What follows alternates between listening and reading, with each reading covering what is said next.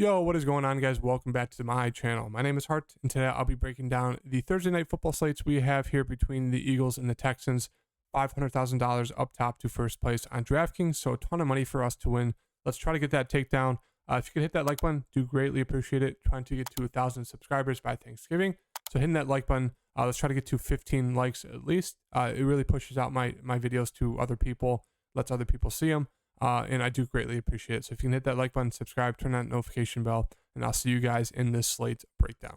The key news going into this game tonight is that it's a 45.5 game total, 14-point spread. So obviously the Eagles are favored by a ton here.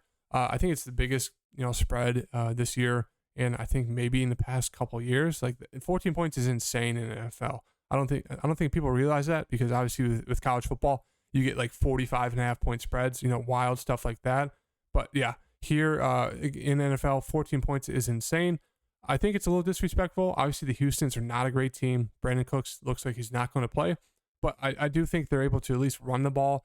They're able to, Davis Mills is not bad at throwing it. So it's like 7,000 for an Eagles defense. It just, I don't know. I don't know if I can trust it. We know what happened with the super overowned, super high salary Patriots defense against the Bears in that Monday Night Football game.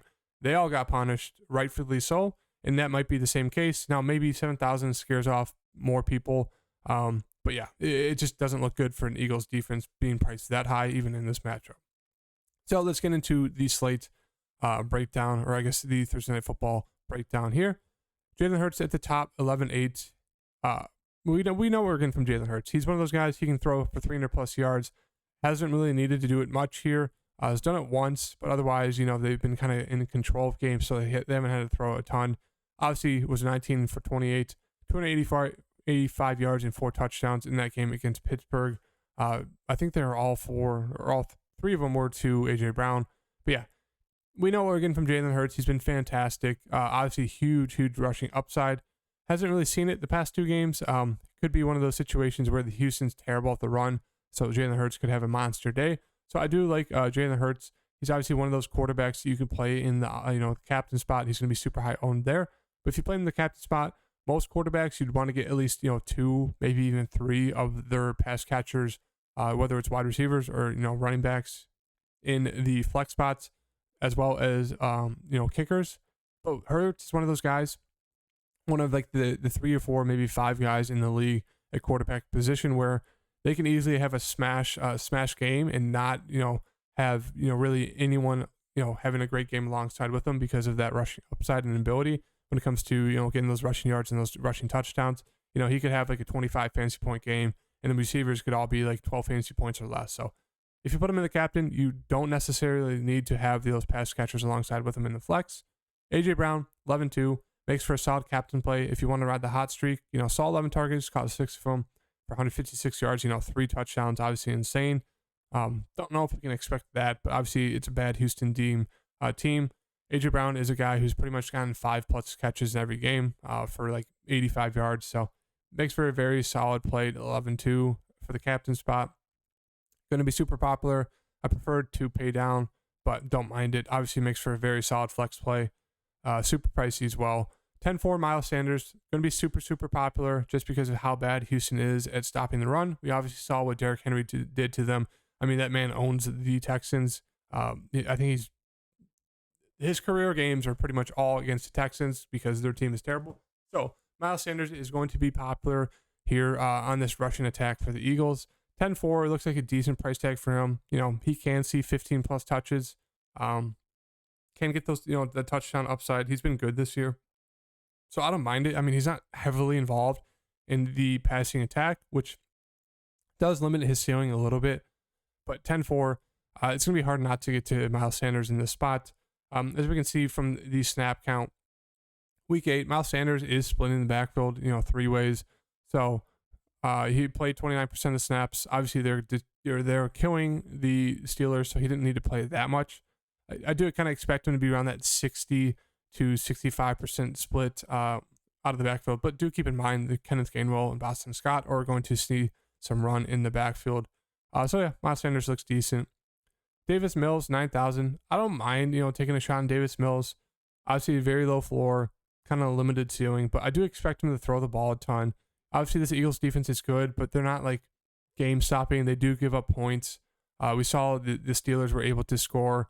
I do think this Houston team, even with Brandon Cooks out, is maybe slightly better than the Steelers. So I do expect them to be able to throw the ball even in garbage time. So I don't mind getting to Mills as a flex play.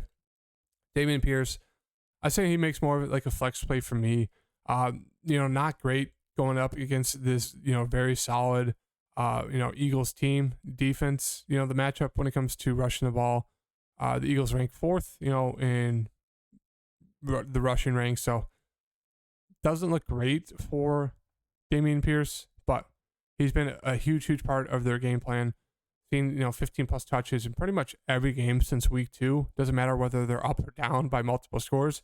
They're going to run it and ground and pound with him.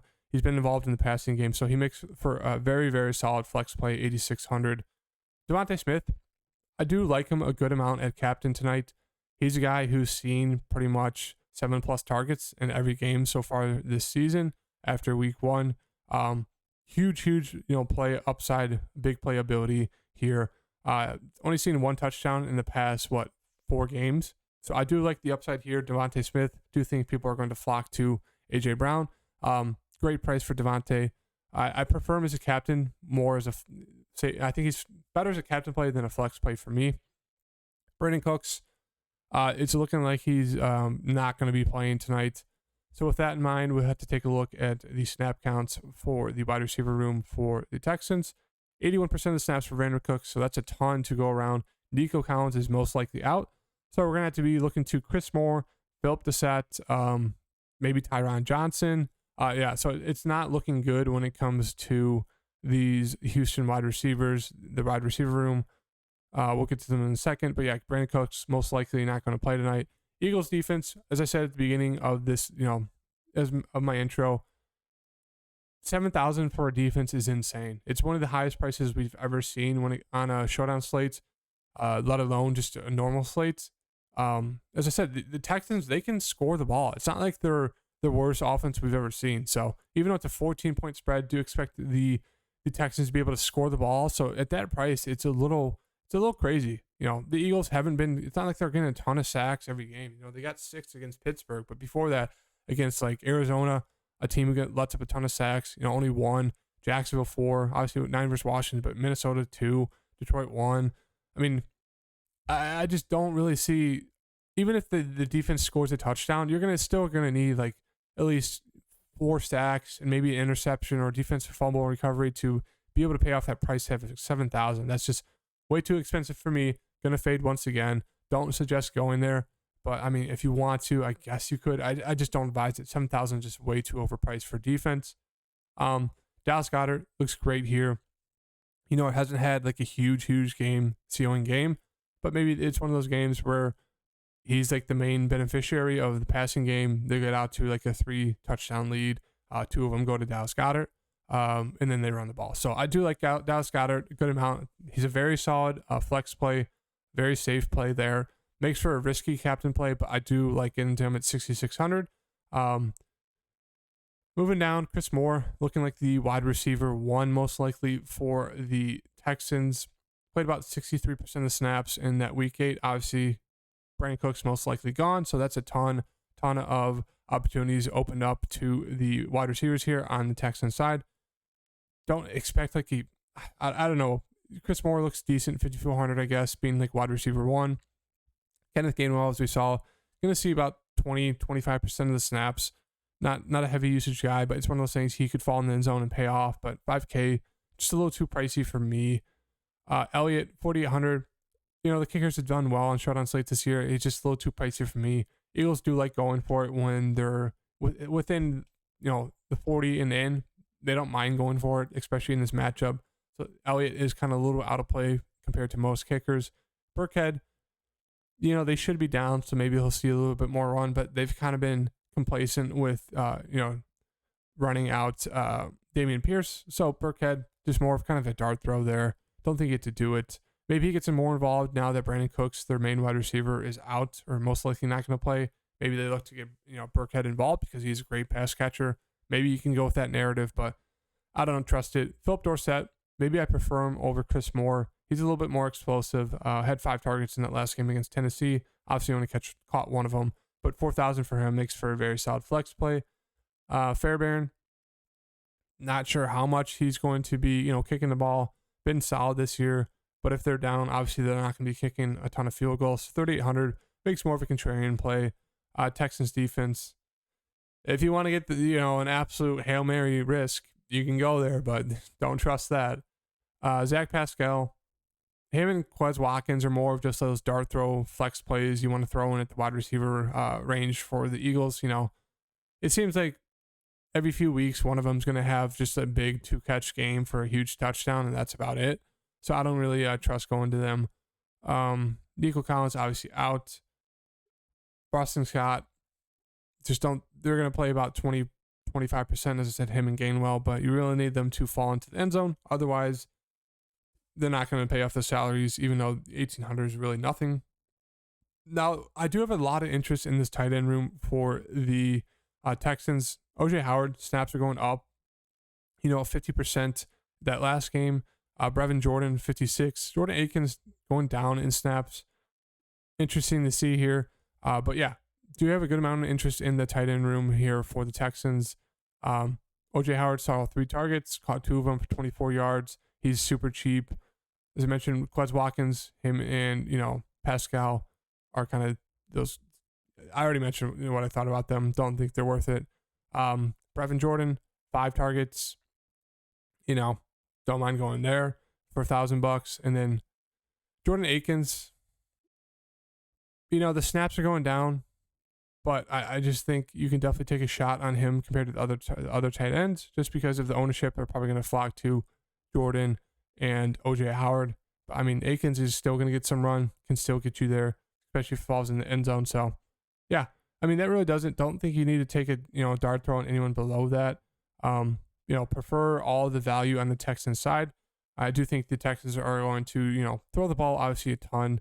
So there should be some at least solid flex plays, 2 or 3 guys on the Texans side that you can fit into the lineup along with those Eagles studs. So if you guys like the slate breakdown, in terms of like kind of how I'm going to attack this slate, I think I'm either going to go to Devonte Smith or Dallas Goddard in the captain for me, and then whichever one I don't put in the captain, I'll probably put in my flex alongside, obviously, Jalen Hurts. Going to be very hard not to get to him as a flex play on this slate. And yeah, then I'd probably fill in just the rest with just those pass catchers on the Texans side. If you guys like the video, hit that like button, subscribe, turn on the notification bell, and I'll see you guys in the next video. Peace.